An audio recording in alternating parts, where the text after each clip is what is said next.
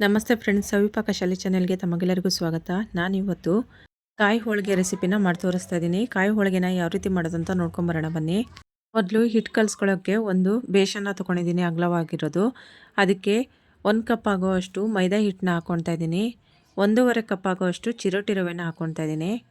1-2 ಚಿಟಿಕೆ ಆಗುವಷ್ಟು ಉಪ್ಪು ಹಾಕ್ಕೊಳ್ತಾ ಇದ್ದೀನಿ. ಉಪ್ಪು ಹಾಕ್ಬಿಟ್ಟು ಮೈದಾ ಹಿಟ್ಟು, ಉಪ್ಪು, ರವೆ ಎಲ್ಲವನ್ನು ಮಿಕ್ಸ್ ಆಗೋ ತನಕ ಚೆನ್ನಾಗಿ ಇದನ್ನು ಒಂದ್ಸತಿ ಕಲಿಸ್ಕೊಂಡು ಮಿಕ್ಸ್ ಮಾಡ್ಕೊಳ್ಬೇಕು. ಇದಕ್ಕೆ ಚಿರೋಟಿ ರವೆ ಹಾಕಲೇಬೇಕಂತ ಏನಿಲ್ಲ. ಮೈದಾ ಹಿಟ್ಟು ಒಂದೇ ಇದ್ದರೆ ಮೈದಾ ಹಿಟ್ಟು ಒಂದೇ ಹಾಕ್ಕೊಂಡು ಕಲಿಸ್ಕೊಬೋದು. ಇಲ್ಲ ಅಂತ ಹೇಳಿದರೆ ಮೀಡಿಯಮ್ ರವೆ ಏನಾದರೂ ನಿಮ್ಮ ಮನೇಲಿ ಇದೆ ಅಂತ ಹೇಳ್ಕೊಂಡು ಹೇಳಿದರೆ ಅದನ್ನು ಮಿಕ್ಸಿಯಲ್ಲಿ ಪುಡಿ ಮಾಡ್ಕೊಂಡು ಆದರೂ ಹಾಕ್ಕೊಂಡು ಕಲಿಸ್ಕೊಳ್ಬೋದು. ಉಪ್ಪು ಹಿಟ್ಟೆಲ್ಲ ಬೆರೆಯೋ ಥರ ಚೆನ್ನಾಗಿ ಒಂದ್ಸತಿ ಕಲಿಸ್ಕೊಂಡಿದ್ದೆಲ್ಲ ಆಗಿದೆ. ಇವಾಗ ನೋಡಿ ಸ್ವಲ್ಪನೇ ಇದಕ್ಕೆ ಹಿಟ್ಟಿಗೆ ನೀರು ಹಾಕ್ಕೊಂಡು ಕಲಿಸ್ಕೊತಾ ಇದ್ದೀನಿ. ಜಾಸ್ತಿ ಒಂದೇ ಸತಿಗೆ ನೀರು ಹಾಕ್ಕೊಳ್ಳೋಕೆ ಹೋಗ್ಬೇಡಿ. ಸ್ವಲ್ಪನೇ ಚಿಮ್ಸ್ಕೊಳ್ತಾ ನೀರನ್ನ ಹಾಕ್ಕೊಂಡು ಕಲಿಸ್ಕೊಳ್ಬೇಕು. ಚಿರೋಟಿ ರವೆ ಹಾಕಿರೋದ್ರಿಂದ ಸ್ವಲ್ಪ ನೀರು ಜಾಸ್ತಿನೇ ಹಾಕ್ಕೊಂಡು ಕಲಿಸ್ಕೊಳ್ಳಿ. ಆವಾಗ ಹಿಟ್ಟು ಚೆನ್ನಾಗಿ ಸಾಫ್ಟಾಗಿ ಬರುತ್ತೆ. ನೋಡಿ, ಇವಾಗ ಕಲಿಸ್ಕೊಂಡಿದ್ದೆಲ್ಲ ಆಗಿದೆ. ಕೊನೆಯಲ್ಲಿ ಇದಕ್ಕೆ ಒಂದು ಸ್ವಲ್ಪ ಎಣ್ಣೆ ಹಾಕ್ಕೊಂಡು ಚೆನ್ನಾಗಿ ಇದನ್ನು ನಾದ್ಕೊಬೇಕು. ನಾವು ಎಷ್ಟು ಹಿಟ್ಟನ್ನ ಚೆನ್ನಾಗಿ ಕೈಯಲ್ಲಿ ಸಾಫ್ಟಾಗಿ ನಾದ್ಕೊತೀವೋ ಅಷ್ಟು ಚೆನ್ನಾಗಿ ಒಬ್ಬಟ್ಟು ರೆಡಿಯಾಗುತ್ತೆ. ನೋಡಿ, ಈ ರೀತಿಯಾಗಿ ಕೈಯಲ್ಲಿ ಮುಷ್ಟಿ ಕಟ್ಕೊಂಡು ಈ ರೀತಿಯಾಗಿ ನೋಡಿ ಚೆನ್ನಾಗಿ ಇದನ್ನು ನಾದ್ಕೊಬೇಕು. ಆಗ ಮೇಲಿಂದ ಒಂದು ಸ್ವಲ್ಪ ಎಣ್ಣೆ ಸವರಿ ಒಂದು ಪ್ಲೇಟ್ನ ಮುಚ್ಚಿ ಇದನ್ನು 10 ನಿಮಿಷ ಇದನ್ನು ಮುಚ್ಚಿ ಬಿಡಬೇಕು. ರವೆ ಎಲ್ಲ ಸಾಫ್ಟ್ ಆಗೋ ತನಕನೂ ಇದನ್ನು ಮುಚ್ಚಿಡಬೇಕು. ಇವಾಗ ನೋಡಿ ಓಪನ್ ಮಾಡಿ ನೋಡ್ತಾ ಇದ್ದೀನಿ, 10 ನಿಮಿಷ ಆಗಿದೆ. ಮತ್ತೆ ಇದನ್ನು ಒಂದು ಸ್ವಲ್ಪ ಚೆನ್ನಾಗಿ ಇದನ್ನು ನಾದ್ಕೊಳ್ತಾ ಇದ್ದೀನಿ. ಇವಾಗ ಮೇಲ್ಗಡೆಯಿಂದ ಎಣ್ಣೆ ಸವರಿ ಮತ್ತೆ ಇದನ್ನು ಮುಚ್ಚಿಡ್ತಾ ಇದ್ದೀನಿ. ಹಿಟ್ಟು ಚೆನ್ನಾಗಿ ಮೆತ್ತಗಾಗಲಿ, ಸಾಫ್ಟ್ ಆಗಲಿ, ಅಲ್ಲಿ ತನಕನೂ ಅದನ್ನು ಮುಚ್ಚಿಡೋಣ. ಇವಾಗ ಹೂರಣನ ರೆಡಿ ಮಾಡ್ಕೊಳ್ಳೋಣ. ಗ್ಯಾಸ್ ಮೇಲೆ ಒಂದು ಪಾತ್ರೆನ ಇಟ್ಕೊಂಡಿದ್ದೀನಿ. ಅದಕ್ಕೆ ಉಂಡೆ ಬೆಲ್ಲನ 3/4 kg ಆಗುವಷ್ಟು ಬೆಲ್ಲನ ಪುಡಿ ಮಾಡಿಕೊಂಡು ಅರ್ಧ ಗ್ಲಾಸ್ ಆಗುವಷ್ಟು ನೀರು ಹಾಕ್ಕೊಂಡಿದ್ದೀನಿ. ಬೆಲ್ಲ ಅಲ್ಲಿ ತನಕ ಕರಗಲಿ. ಬೆಲ್ಲ ಕರಗುವ ತನಕ ಮಿಕ್ಸಿ ಜಾರಿಗೆ ಒಣ ಕೊಬ್ಬರಿನ ಪುಡಿ ಮಾಡ್ಕೊಳ್ಬೇಕು. ನೋಡಿ, ಒಣ ಕೊಬ್ಬರಿ ತೊಗೊಂಡಿದ್ದೀನಿ ನಾನು, ಹಸಿಕಾಯಿ ತುರಿ ಅಲ್ಲ. 1 kg ಆಗುವಷ್ಟು ಕೊಬ್ಬರಿನ ತೊಗೊಂಡಿದ್ದೀನಿ. ಕೊಬ್ಬರಿ ಇವಾಗ ನೋಡಿ ಮಿಕ್ಸಿ ಜಾರಿಗೆ ಹಾಕ್ಕೊಳ್ತಾ ಇದ್ದೀನಿ. 1-2-3 ಸತಿ ಹಾಕ್ಕೊಳ್ಳಿ. ಒಂದೇ ಸತಿಗೆ ಹಾಕ್ಕೊಳಕ್ಕೆ ಹೋಗ್ಬಿಡಿ. ಸ್ವಲ್ಪನೇ ಹಾಕ್ಕೊಂಡು ಪುಡಿ ಮಾಡ್ಕೊಬೇಕು.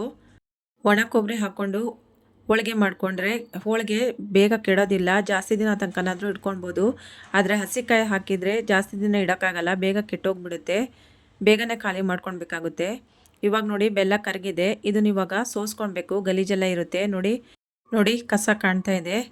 ಇವಾಗ ಸೋಸ್ಕೊಂಡಿದ್ದೆಲ್ಲ ಆಗಿದೆ. ಇದನ್ನ ಇವಾಗ ಅದೇ ಪಾತ್ರೆಗೆ ಹಾಕ್ಕೊಳ್ತಾ ಇದ್ದೀನಿ. ನೋಡಿ, ಬೆಲ್ಲದ ನೀರನ್ನ ಹಾಕ್ಕೊಂಡು ಮತ್ತೆ ಇದನ್ನು ಕುದಿಸ್ಕೊಳ್ಬೇಕು. ಒಂದು ಕುದಿ ಬಂದರೆ ಸಾಕಾಗುತ್ತೆ. ಇದು ಪಾಕ ಏನೂ ಬರೆಸ್ತಾ ಇಲ್ಲ ನಾನು, ಬರೀ ಬೆಲ್ಲ ಕರಗಿಸ್ತಾ ಇದ್ದೀನಿ ಅಷ್ಟೇ.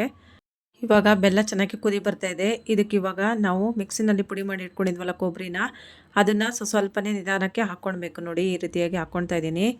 ಇವಾಗ ಇದಕ್ಕೆ ಗಸಗಸೆ ಒಂದು 2-3 ಸ್ಪೂನ್ ಆಗುವಷ್ಟು ಡ್ರೈ ಆಗಿ ಹುರ್ಕೊಳ್ತಾ ಇದ್ದೀನಿ. ಗಸಗಸೆನೂ ಅಷ್ಟೇ ಇದ್ರೆ ಹಾಕ್ಕೊಳ್ಳಿ, ಇಲ್ಲ ಅಂತ ಹೇಳಿದ್ರೆ ಪರವಾಗಿಲ್ಲ. ಹಾಕಲೇಬೇಕಂತ ಏನಿಲ್ಲ. ಕಾಯಿ ಹೋಳಿಗೆ ಆಗಿರೋದ್ರಿಂದ ಗಸಗಸೆ ಹಾಕಿದರೆ ಅದರ ಫ್ಲೇವರು ಮತ್ತು ತಿನ್ನೋತಿಗೆ ಬಾಯಿ ಸಿಗುತ್ತಲ್ಲ, ಅದು ತುಂಬಾ ಚೆನ್ನಾಗಿರುತ್ತೆ.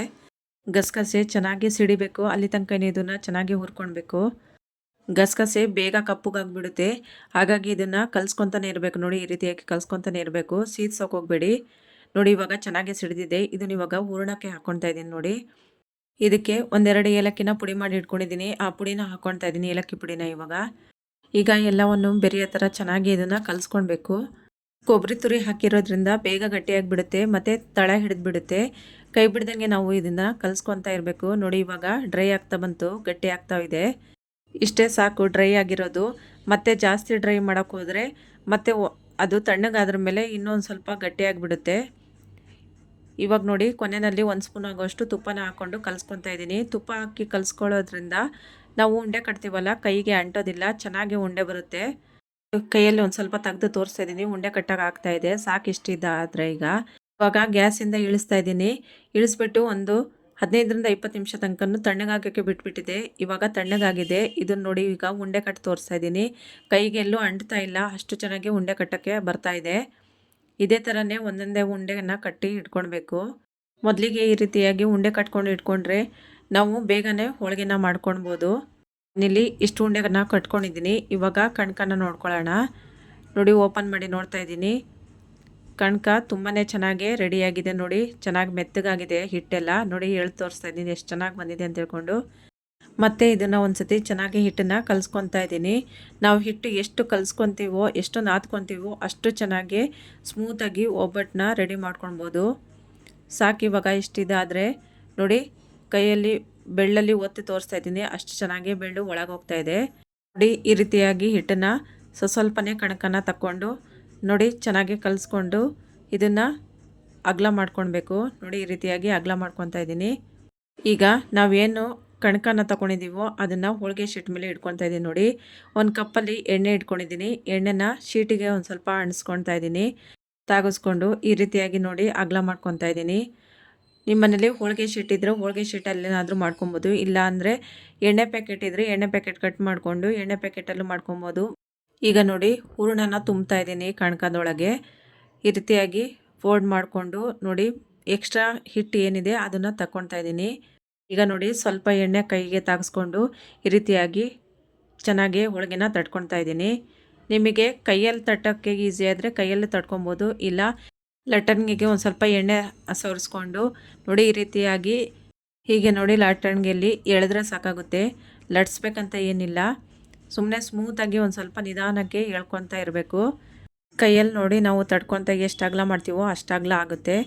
ನಿಮಗೆ ಕೈಯಲ್ಲಿ ತಟ್ಟಕ್ಕೆ ಈಸಿ ಆದರೆ ಕೈಯಲ್ಲಿ ತಟ್ಕೊಬೋದು. ಇಲ್ಲ ಅಂತ ಹೇಳಿದ್ರೆ ಲಟ್ಟಣಿಗೆಯಲ್ಲಿ ಲಟ್ಟಿಸ್ಕೊಳ್ಬೋದು. ನಾನು ಲಟ್ಟಿಸ್ಕೊಂಡಿದ್ದಾಗಿದೆ. ಇವಾಗ ನೋಡಿ ಪೇಪರಿಂದ ತೆಗೆದು ಹಂಚಿಗೆ ಹಾಕ್ಕೊಳ್ತಾ ಇದ್ದೀನಿ. ಹಂಚು ಮೊದಲೇ ಕಾಯಕ್ಕೆ ಇಟ್ಟಿದ್ದೆ. ಹಂಚು ಚೆನ್ನಾಗಿ ಕಾದಿದೆ, ಅದಕ್ಕೆ ಎಣ್ಣೆ ಹಚ್ಕೊಂಡಿದ್ದೀನಿ. ಹೋಳಿಗೆ ನೋಡಿ ಎಷ್ಟು ತೆಳುವಾಗಿ ಬಂದಿದೆ ಅಂತ ತಿಳ್ಕೊಂಡು, ನಿಮಗೆ ಇನ್ನೂ ಅಗಲ ಬೇಕಂತ ಹೇಳಿದರೆ ಪೇಪರ್ ಥರ ಬೇಕು ಅಂತ ಹೇಳ್ಕೊಂಡು ಹೇಳಿದರೆ ಹೂರಣ ಮತ್ತು ಕಣಕ ಒಂದು ಸ್ವಲ್ಪ ಜಾಸ್ತಿ ತಗೊಂಡು ತಟ್ಕೊಳ್ಬೋದು ನೋಡಿ. ಇವಾಗ ಇನ್ನೊಂದು ತಟ್ಟಿ ತೋರಿಸ್ತಾ ಇದ್ದೀನಿ.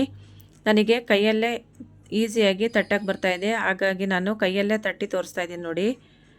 ಇವಾಗ ತಟ್ಟಿದ್ದಾಗಿದೆ. ಹಂಚಿಗೆ ಮತ್ತೆ ಎಣ್ಣೆ ಹಚ್ಕೊತಾ ಇದ್ದೀನಿ. ಹೋಳಿಗೆ ಶೀಟಿಂದ ನೋಡಿ ಕೈಯಲ್ಲಿ ಎಷ್ಟು ಚೆನ್ನಾಗಿ ತಕ್ಕೊಳೋಕ್ಕೆ ಈಸಿಯಾಗಿ ಬರ್ತಾಯಿದೆ ನೋಡಿ. ಇವಾಗ ಹಂಚಿನ ಮೇಲೆ ಹಾಕ್ಕೊಂಡಿದ್ದೀನಿ. ಇದ್ರ ಮೇಲ್ಗಡೆಯಿಂದ ಎಣ್ಣೆ ಅಥವಾ ತುಪ್ಪನಾದರೂ ಹಾಕ್ಕೊಳ್ಬೋದು. ಗ್ಯಾಸು ಜೋರಾಗಿ ಇಟ್ಕೊಳಕ್ಕೆ ಹೋಗ್ಬಿಡಿ, ಸ್ಲೋ ಅಲ್ಲಿ ಇಟ್ಕೊಳ್ಳಿ. ಮೀಡಿಯಮ್ ಆಗಿ ಇಟ್ಕೊಂಡ್ರೆ ಸಾಕಾಗುತ್ತೆ. ಇವಾಗ ಒಂದು ಸೈಡ್ ಆಗಿದೆ, ಇದು ತಿರುವಾಗ್ತಾ ಇದ್ದೀನಿ ನೋಡಿ. ಉಲ್ಟಾ ಮಾಡಿ ಹಾಕಿದ್ದೀನಿ. ಹೀಗೆ ಒಂದು ಸ್ವಲ್ಪ ಮೇಲ್ಗಡೆಯಿಂದ ಒತ್ಕೊತಾನೆ ಬೇಯಿಸ್ಕೊಳ್ಳಿ ಚೆನ್ನಾಗಿ. ಇದೇ ಥರನೇ ಉಳಿದಿರೋ ಹೋಳಿಗೆನೂ ಮಾಡ್ಕೊಂಡಿದ್ದೀನಿ ನಾನು. ಈಗ ಕಾಯಿ ಒಬ್ಬಟ್ಟು ರೆಡಿಯಾಗಿದೆ ತುಪ್ಪ ಜೊತೆ ತಿನ್ನೋದಕ್ಕೆ ನೋಡಿ. ಒಂದು ಬಿಚ್ಚಿ ತೋರಿಸ್ತಾ ಇದ್ದೀನಿ ನೋಡಿ ಎಷ್ಟು ಚೆನ್ನಾಗಿ ಬಂದಿದೆ ಅಂತ ಹೇಳ್ಕೊಂಡು ನೋಡಿ. ಮುರಿದು ಸಮೇತ ತೋರಿಸ್ತಾ ಇದ್ದೀನಿ. ಬೇಳೆ ಒಬ್ಬಟ್ಟು ತಿಂದು ಬೇಜಾರಾಗಿದ್ದರೆ ಕಾಯಿ ಒಬ್ಬಟ್ಟನ್ನ ಈ ರೀತಿಯಾಗಿ ಮಾಡ್ಕೊಳ್ಳಿ. ನೋಡಿದ್ರಲ್ವ ಫ್ರೆಂಡ್ಸ್, ಕಾಯಿ ಹೋಳಿಗೆನ ಯಾವ ರೀತಿ ಮಾಡೋದಂತ ತಿಳ್ಕೊಂಡು. ಇಷ್ಟ ಆದರೆ ಈ ವಿಧಾನದಲ್ಲಿ ನೀವು ಒಂದ್ಸತಿ ನಿಮ್ಮ ಮನೇಲಿ ಟ್ರೈ ಮಾಡಿ ನೋಡಿ ಫ್ರೆಂಡ್ಸ್. ಇಷ್ಟ ಆದರೆ ಲೈಕ್ ಮಾಡಿ, ಶೇರ್ ಮಾಡಿ, ಸಬ್ಸ್ಕ್ರೈಬ್ ಮಾಡಿ friends. Thank you for watching.